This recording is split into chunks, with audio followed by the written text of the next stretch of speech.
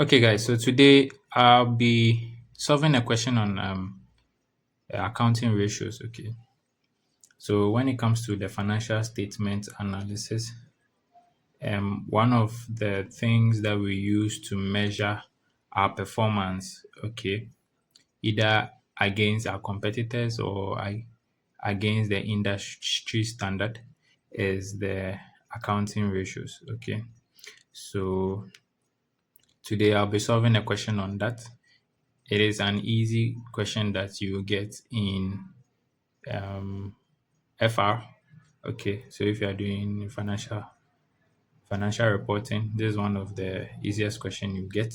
Okay, so let us pick a question and see how we can go about that. Okay, so the question says, the following is a summary of the final account of Dromo Limited for the year ended 31st December 2015. So the statement of profit or loss account for the year ended 31st December 2015 is as follows.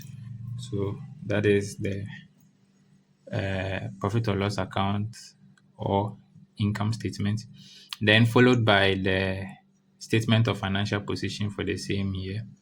Okay. Now required. So we are required to calculate each of the following ratios. We assume 360 days, and where appropriate, calculation should be shown to two decimal places. So we are to assume 360 days, and all approximation that are done in decimals should be done to two decimal places. Okay. Okay. So that is that. So before you begin, you first write the name of the company, which is Dromo Limited. Okay. So the first on our list is to find the ROCE, which is return on capital employed. So return on capital employed into brackets ROCE. The formula for finding this is net profit. So is net profit, which is mostly profit before interest and tax. Okay, all over capital employed times 100. Okay, so we have to find the return on capital employed, which is ROCE, which equals net profit, and the net profit in question is normally the profit before interest and tax. Okay, all over capital employed times 100. So that's the formula. Okay, so we go back to the question. Now, before you solve ROCE or return on capital employed, you first need to find your capital employed. Okay, and the formula for finding capital employed is capital employed equals what's your total assets, okay, minus your current liabilities. Okay, so before you go ahead to solve this question, you first need to find your capital employed, and this is the formula for finding your capital employed. So now that we have the values, let's put them in and solve. So let's first find the capital employed in the question.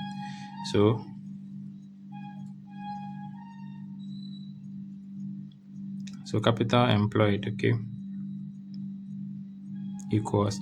Now let's go to the question. So according to the question, our total asset, okay, so total asset is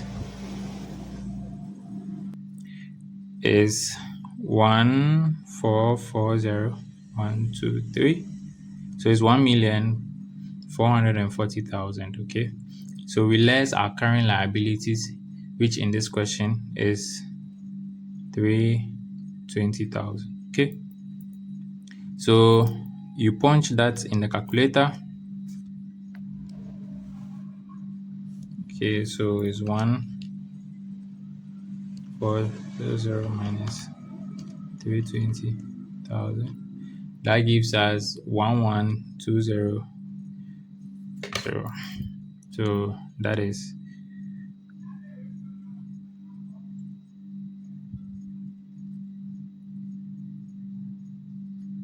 so we get 1,120,000 as our capital employed. So now we can put this into this function. So it will be let me write it here. So our ROCE will be equal to what? So in the question, our PBIT, or net profit, or profit before interest and tax, okay, is 396,000. I hope you can see it there. So 396,000. So all over are 1120,000 times what? 100. Okay, so you punch that into the calculator, and that should give us 35.36%. Okay, so now the ROCE normally shows whether the company is efficient in generating returns on the capital employed. Okay, so a percentage of 35.36 shows that it's okay. Okay, it's doing well in using the capital that it employs efficiently. Okay, so that is what it basically means. All right, so now let's move to the next one. The next one says that we should the II says that we should calculate for the liquid into bracket acid test ratio. So for the acid test ratio, so II, so liquid into bracket acid test ratio, and the formula is current asset less inventory, okay,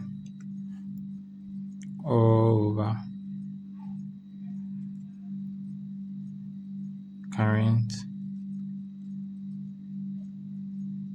liabilities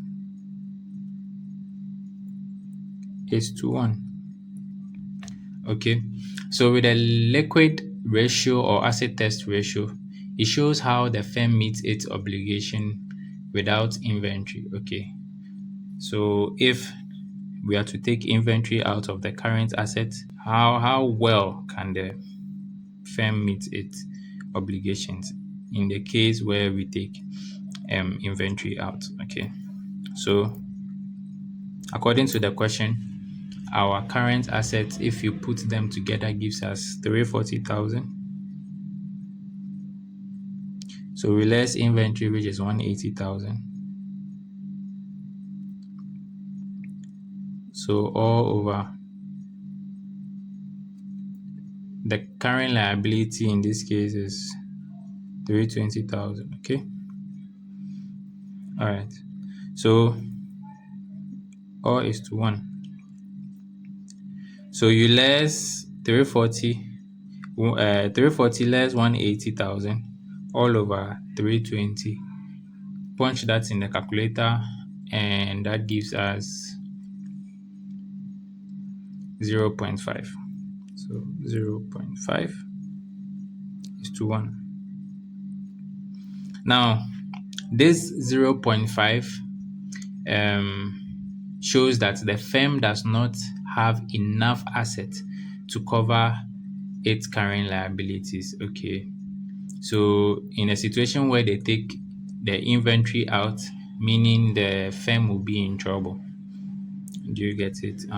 So the firm is going to be in trouble if they take inventory out. So meaning that they have to include inventory to be able to meet it or its financial obligations. If not, the zero point 0.5 shows that it is going to be in trouble. Okay. All right. So we'll move on to the next.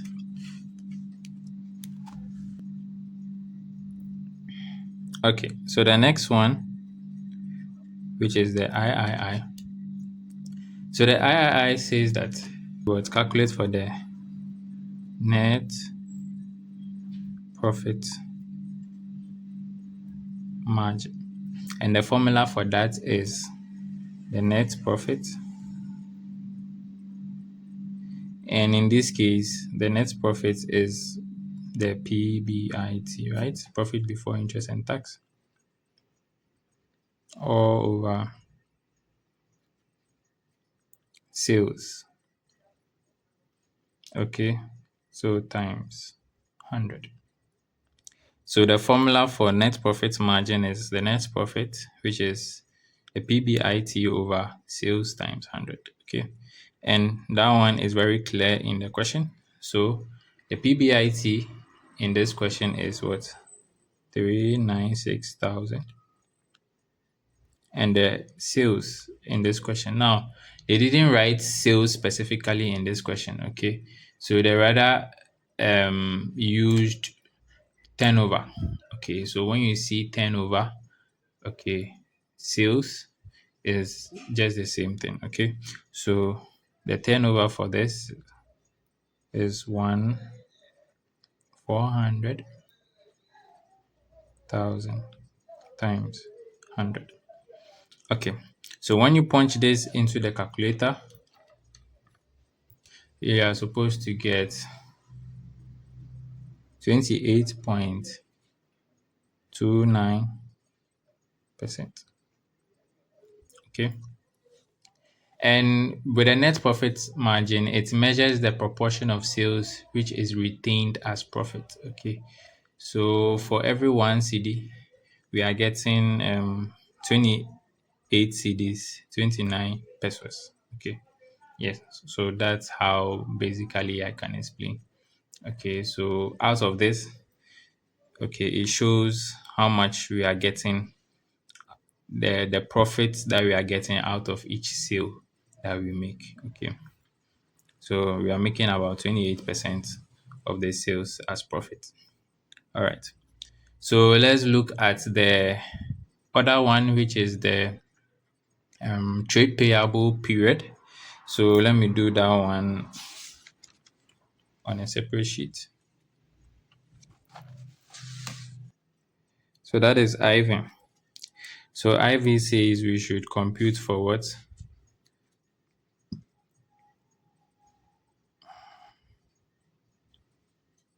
Trade payable period. And the formula for finding trade payable period is what? The trade payable itself all over cost of sales.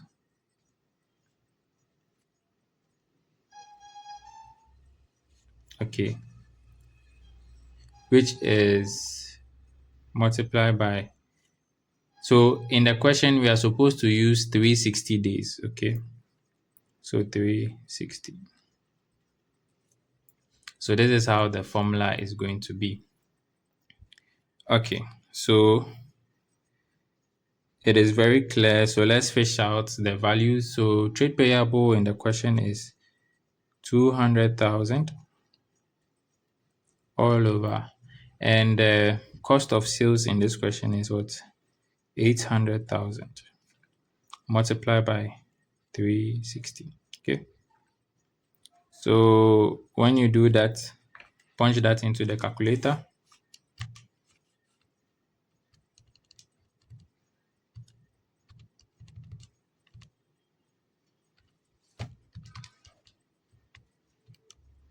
So that should give us 90 days. Okay. So 90 days. So with a trade payable period, it shows the period that the firm uses to settle his suppliers. Okay, those that supply goods to the firm. So it shows the period that he uses to settle these suppliers. Okay, so with this 90 days, it indicates that the firm, which is Dromo Company Limited, takes about 90 days to settle its debt. Okay, or to pay his suppliers. All right. Let's take the last one, which is the earning per share, which is V, right? So V. So V is earning per share. The formula for earning per share is what? The profit after tax minus what? Preference dividend all over the number of ordinary shares. So this is the formula for finding the earning per share, okay? So in this question, when you look at the income statement closely and the statement of financial position, we don't see anything talking about preference dividend. Okay, so meaning we were not giving preference dividend in this question, but we still have our PAT. Okay, so in this question, our PAT is 316. So it's 316,000. Now, the number of ordinary shares, okay? So if you look at the financial statement, you go to the equity section, it says that what 1 CD ordinary shares equals what 450,000. Okay, 450,000. So if we wanted to find the number of ordinary shares, okay, so we would have used this formula. So we would have calculated this as so ordinary shares. Okay, so ordinary shares equals, then we take the amount that was given to us in the financial position. So in this case, it was 450,000 divided by the amount of the share or the price per share. So in this case, it's 1 CD, right? So that gives us the same 450,000 shares. Okay. So if it was 50 pesos, it would have changed. If it was 2 CD, it would have changed. Okay. So if you want to get the ordinary shares, please divide the amount that is given, okay, by the price per share. Okay. All right. So 450, we put that in. Okay. Then we punch all that into the calculator. And that gives us Ghana CD 0.70 pesos. So the earning per share, okay, it measures the value of shares that is attributable to shareholders. Okay, that is amount of in terms of CD that is attributable to the shareholders. Okay, so in this case, we are to attribute about 70 pesos of our earnings per share to shareholders. Okay, so that is that. So as simple as that. Okay, yeah. Okay, so we'll end here. I will drop a question um, on the screen for you to try your hands on. So this is just a single statement. There are certain times that you might have to calculate for a 2-year period. So this is just for a 1-year period, okay? There are certain times you might have to calculate for a 2-year period. So it is just the same process and you don't need to panic. So you just do one period at one side the other period at the other side. Okay, and you'll be fine. All right. So aside that, see you in my next video. Bye bye.